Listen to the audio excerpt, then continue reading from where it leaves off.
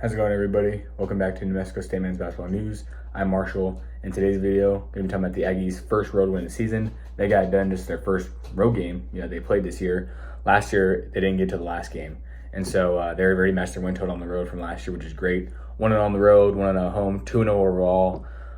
So a lot of great things to talk about. Let's get straight into it. First things first, like we have been doing, want to talk about the starters. It's the same starting line as last game except for Deontay. He did not start. I'm not sure why. But Carl got the start, and I've been talking about how Carl, possibly would start eventually sometime, and he did last night. And Carl didn't play bad. His only points were free throws. He had 6 points. His point previous to that was just a dunk in the last game against Highlands, but he was able to get 6 free throws. He actually shot pretty well from the free throw line, only missed one, shot 6 for 7. The one he missed was off a bonus, so he didn't get a second chance to redeem himself. But overall, shot it pretty well. Hopefully he can be consistent with his free throws because that's something that the Aggies have struggled with for years. And they struggled with it last night a lot. I believe they shot about like 50% from the line. Not great at all. That's something they definitely need to work on. They did shoot well from the field, though. They shot 27 for 57, so just under 50%, but we'll take that.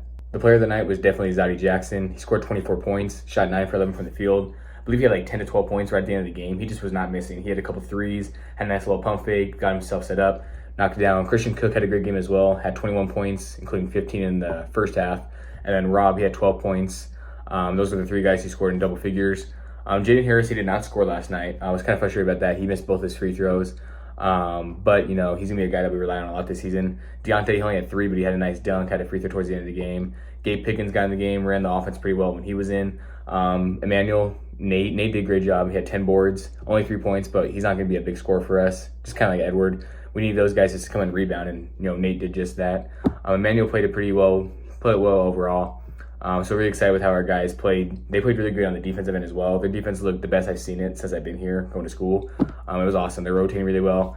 Every once in a while, Utah Tech had an open 3, but they forced Utah Tech to a lot of misses. And Utah Tech also missed from the free throw line a lot, and we were able to take advantage of that, which was great. Peter also made his debut for the Aggies. He only had about 4 points. Didn't play a whole lot of minutes just because it's his first game back. Coach wants to kind of ease him back in the offense and the defense and just the game in general. But when he is, I think he's fully healthy, I believe. But whenever he's, back into a rhythm, he's going to be super good. It's going to be hard to stop us with him and Zaddy and Cook, Rob, Jaden, Deontay. We have so many guys we can go to. Super excited about this team. Got a lot of great depth. Our rotation's looking great so far, but again, that can always switch up. Unfortunately, knock on wood, we don't want any injuries to happen. But if that does happen, we have guys that can probably step up.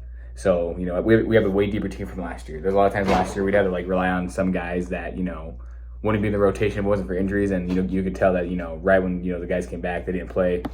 But this year, if for whatever reason we need to go to a different guy, like our 10th, 11th, 12th, 13th man, we can rely on those guys to come in and do something great for us. Another thing, too, we crushed the boards pretty well in the first half. Second half, we kind of allowed a little too much offensive rebounds. We were up by 18 at one point in the first half, and then Utah Tech cut it down to 1, but then we got it back up to about 16, won the game by 12, 75-63. But last year, that this team would have blown it. There were so many leads we had on the road, like 16 to 20 points, and we blew it. So even though we did blow it in the game, we still didn't lose the game. We were able to come back and win it by 12. And the only road game we won last year was against Jacksonville State by 2 points, and we blew like a 12-point lead with 3 minutes. And so once we got back at the 12 because of Zaddy's heroics, I was good. I was comfortable. I was kind of upset. I'm sure if you guys watching the game, Utah Tech just kept fouling towards the end of the game. The game was done. We were up by double digits with a minute left. I know we blow leads. We've blown leads in the past, but no team in the world will ever blow a lead like that. So I don't know why they just kept fouling. I was like, if anything, that's just making the game worse on them because they're going to lose by even more.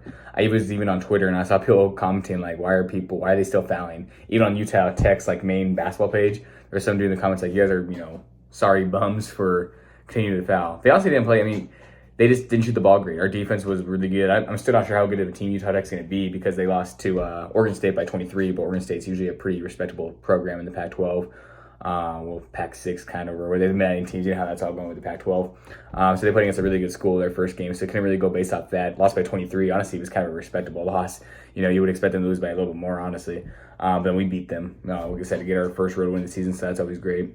We actually handled the ball pretty well, too. Turnovers here and there kind of killed us. Rob had one turnover where, we were on, I think it was probably a 10-0 run or something like that, or 12-0 run. And then Rob had it, and I don't know how he messed it up. He passed it to their team, and then they scored right away. And then they hit a 3 the next possession, despite scoring the possession after that. They were on a little 5-2 run. They made an 8-2 run. And we had this nice inbounds play where Zaddy, I don't know what happened. He was trying to pass it in. I think he kind of hesitated, and then he almost traveled from trying to pass it inbounds, and then just threw it away.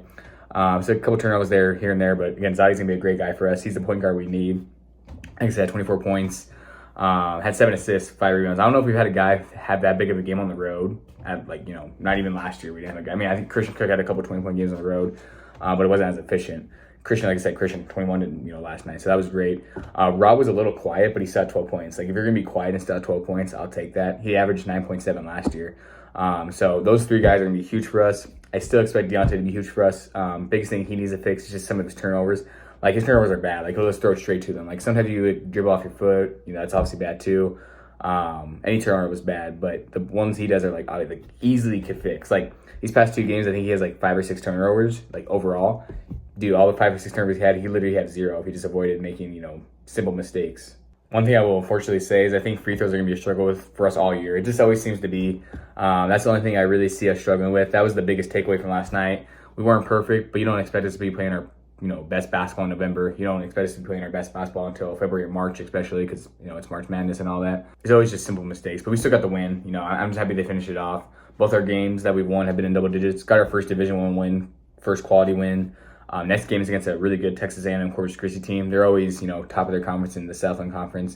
They always seem to either make the tournament, get really close, and compete in the tournament. They usually get like low seeds at 15 or 16. They're able to still put up somewhat decent fights in those games until like the second half, and then they get blown out. But it'll be a really good matchup. I think we have the advantage because we're at home. I feel like if we're at their place, they might have an upper advantage. I know we got our first road win, but Utah Tech, I don't think they're gonna be a bad team this year, but they're not gonna be as good as Texas A&M Corpus Christi. So the fact that we have them at home, I think we have a good chance at winning. Not saying we are going to win, but I think we have a good chance at it. I think it'll be a super close game. I think it's going to be kind of like that Western Kentucky game last year. We're not going to get down by 23 like we did, but I think it's going to be kind of close, like to 2 to 3 points like it was at the end of that game last season. Right now we're rolling with like an 11-man rotation, so we'll just see how that continues to go. Jacoby Osborne and Christopher Bayaku, those are other 2 guys that I feel like could, possibly be in the rotation in and out if we need to go to them. And then Xavier Johnson and Marvin Cox are like our, 14 and 15 guys, I would say. If injuries happen, you never know, or just, players aren't playing their part and those guys impress the coaches. Those guys might always sink their way into, even if the chances are slim, just got to be on the lookout. They can control their minutes, so we'll see how that all goes. The rotation in the, starting lineup is going to be changing a decent amount, I would assume, just like every college team, I feel like goes through that before conference. By conference time, we should be playing, almost our best basketball, best brand of basketball, have our rotation set, starters set, and by, February, March, late into conference play, should be playing our best basketball of the season. In hopes of doing really great and getting a higher seed for the Conference USA tournament. This team's definitely really skilled. You can just tell. It's nice to see them playing because I know we've been talking about them a lot, but now actually being able to see them play, they look really skilled, look really talented. A lot of people are saying we can, possibly get 20 wins, which I agree. I think we can, but I don't want to get too ahead of ourselves. It's still really early. It's just 2 games, a really small sample size, but they have looked pretty well, looked better than last year, but they got to keep on improving. The biggest thing is chemistry too. I feel like once they get their chemistry down, I think they're going to be fine, and hopefully we can keep some of these guys for next year. Again, it's just a start, but really excited to see how these guys can play throughout the season. Really hoping for them to get a winning season and have a chance at a, Conference USA tournament win, or winning the whole thing. We'll see how that all goes. I know they're confident. I know they're ready. Coach Wooden's a lot more confident in this team than he was last year, so I'm super excited about all that. Super stoked. Other than that, I don't think I have too much to talk about. It's going to be, these road games. Obviously, the home game is always there, so I'll always be talking about them. But during Christmas break, it might be kind of hard to watch the games because I'm not, I don't have ESPN Plus. Sometimes Stream East might have the games, but I'll try to see if I can watch those games. So I make these game analysis on those games. I'll have to try to base it off like highlights or what everybody else says, but I'm gonna try my best to watch all the games that I can, especially on the road, or if I'm, back home when I can't watch it during Christmas break, which again, I don't like. We have 5 straight home games during Christmas break. I'm just like, come on, man. But yeah, that's gonna do it for the video. Thank you guys so much for the love and support. The last Instagram post I made about the game last night that we won, so many comments, so many, even Gabe and Zadi were saying things. Gabe was like, yeah, Zadi's a bucket, because apparently Gabe guards him at practice all the time, which is what I heard Coach Huden saying in, the press conference last night, which makes sense. They're both about 6 foot. Gabe Pickens is a really great defender, going to be a great player for our future, going to be our point guard of the future, and I'm glad that he's learning under Zadi, because Zadi's super good. Obviously, Gabe's not at his level yet, but hopefully Gabe can get up to his level eventually, and when Gabe's teaching him, I think that'll definitely help it a lot. Kind of reminds me of the NBA when my boy Dame, helping out Anthony Simons, helping him develop. CJ McCollum also helping him develop.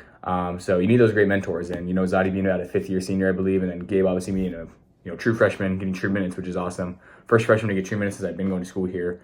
Definitely, Zadi's a great guy to learn from for sure. And then guarding him is just going to make him that much better. And then, Zadi being guarded by a great defender like Gabe is going to make him that much better too. When it comes to the games, he might be going against guys that aren't as great defenders, and he might be able to just, play even better. But I would expect a lot of defenses to put their best, on-ball defender on him. just because of how skilled he is scoring the ball. I still don't know who the best player on this team is. It's really hard to say. We'll have to wait till the end of the year. Christian's had his moments where he's looking like the guy. He would still be the guy, I assume would be the guy, because he started off strong last night, had 10 points in just the first 10 minutes. Rob's looked really good. Zadi's looked really good. Deontay hasn't looked as good as I was expecting, but he also isn't looking horrible. I think he just needs time to adjust, and he'll be fine. Those 4 guys are going to be guys that we rely on a lot this year. But we have a lot of other guys in rotation that are going to be successful that I've been talking about a lot. So let's just be on the lookout for that. And then Peter, Coach Huden's expecting him to be really good too. We'd be surprised if he's not starting a lot for us, or at least being a big 6 man. And then Carl might be starting some games for us too, like he did last night. And again, Carl's really raw, is what I've seen. He's really raw, has a lot of potential, and he's still young, only a sophomore. Hopefully we can keep him for the future. Hopefully he stays here for his last 3 years. That'd be great, just to develop him alongside with Gabe. And we have Jacoby, who's a freshman. We have some great guys coming in next year. So the future of Aggie basketball is amazing, and I really love Coach Huden for it. He's done a great job recruiting. Hopefully he continues to, and hopefully we can continue to win and play well. 2-0 for the first time since the 2021-22 season. And what happened that year? A tournament victory. Teddy Allen actually playing the G League right now. He actually had 9 points in his debut, I believe. Dwight Rice is playing there too. Trevin Queen. We have some other guys who are doing great things in the G League, former Aggies. So, this is the best time to be an Aggie basketball fan. I know our football team's struggling, but our basketball team, they already have the same amount of wins as our football team. And like I said, our basketball team already has the same amount of road wins as they did last year. So much improvement, expecting much improvement to continue to happen. And it's just going to be great. I really appreciate you guys for watching, and I'm out.